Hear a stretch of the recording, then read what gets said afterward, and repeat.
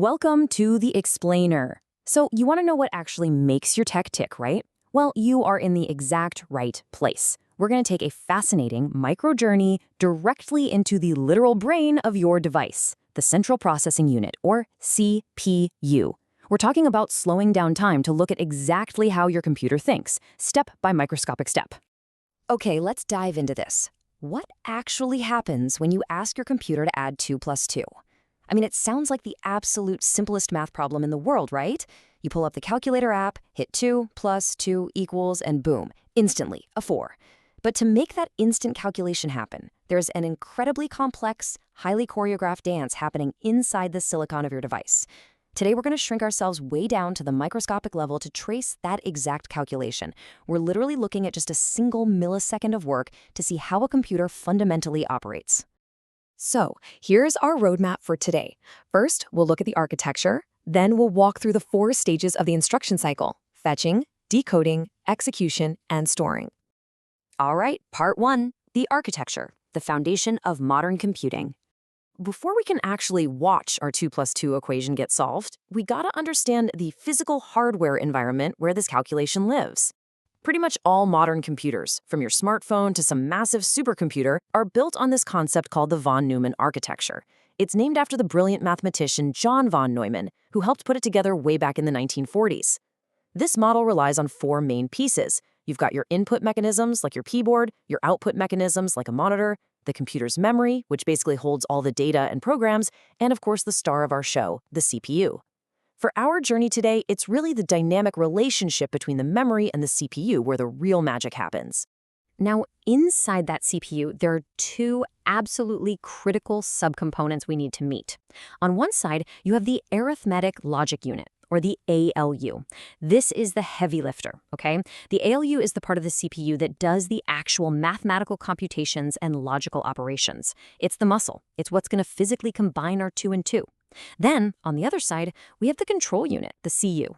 If the ALU is the muscle, well, the CU is the ultimate traffic cop. It governs everything the CPU does, bossing the ALU and memory around and making sure everything happens in the exact right sequence. And this brilliantly illustrates the complete instruction cycle of the von Neumann architecture. These are the 4 essential chronological stages the CPU has to carry out for literally every single command it gets: fetching, decoding, execution, and storing. Let's go ahead and trace our 2 plus 2 calculation through this exact cycle. Moving right along to part 2, stage 1, fetching, retrieving the blueprint. So the computer has received your input of 2 plus 2, right? But the CPU can't actually do anything until it goes out and retrieves the instructions for what you want it to do. Keep in mind that everything inside your computer, even a super simple addition request, is ultimately just reduced to binary code. It's this vast sea of ones and zeros sitting in the computer's memory. Since digital circuits only have 2 states, on or off, represented by 1 and 0, your add 2 plus 2 command is just floating out there in this binary ocean, waiting for the CPU to come get it. But how on earth does the CPU know exactly where to look? Well, enter a crucial component called the program counter, or PC. The PC acts basically like a treasure map for the CPU. It specifically stores the exact memory address of the very next instruction that needs to be executed. Thanks to the program counter, the CPU doesn't have to just guess blindly. It knows the precise exact location in memory to go and fetch our specific addition command. Okay, so once the CPU navigates over to that address and grabs the binary data for our 2 plus 2 instruction, it needs somewhere to actually put it while it works. So it places this data into what's called the instruction register, or IR. You can think of the IR as a totally secure holding cell or like a designated workbench right inside the CPU. The instruction is now safely parked there, and boom, the fetching stage is officially complete. Section 3. Stage 2. Decoding, translating the command. Now that the CPU physically has the instructions sitting on its workbench, we run into a new challenge. You see, having the data is one thing, but actually understanding what it means is a completely different story. Now, what's really interesting here is this concept of the opcode. Tucked right inside that chunk of binary code on the instruction register is a specific little segment called the operation code, or opcode for short. This is essentially the secret instruction manual. It's the exact part of the code that screams to the hardware, hey, this is an addition problem, not a subtraction, not division, addition.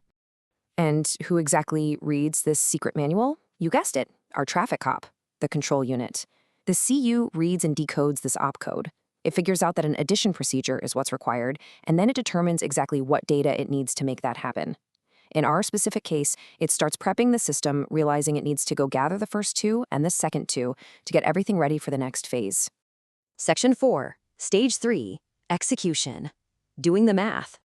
All right, we've fetched the instruction, we've decoded what it means, and now we finally arrive at the climax of our microjourney.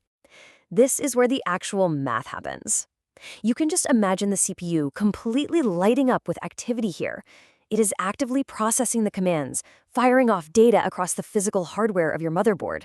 All the prep work is done. It is time to crunch the numbers. Right at this exact moment, the arithmetic logic unit, remember, that's our muscle, steps up to the plate.